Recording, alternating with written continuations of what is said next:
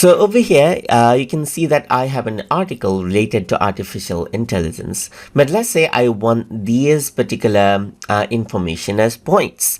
In that case, what you can simply do is you can simply go ahead and copy this particular article and give it to DeepSeek right here. Then at the end, what you can simply do is type in as write this information as points right here, just like this, and then hit send. So once you do that, what actually happens is that it actually analyzes out the particular information that I sent, and then it gives me points on it right here, just like this, as you can see. And that is how you can simply go ahead and get the information in another format just by sending it. So you can see that this is what you have right here.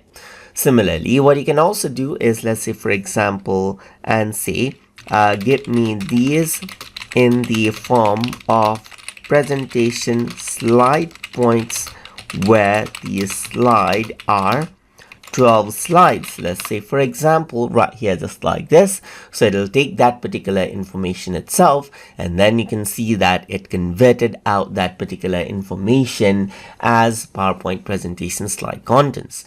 So this is how you can actually go ahead and then give a particular information to DeepSeek, and then you can get it in another format as you like. So hope you guys learned something as always, and as always, please like, comment, share and subscribe.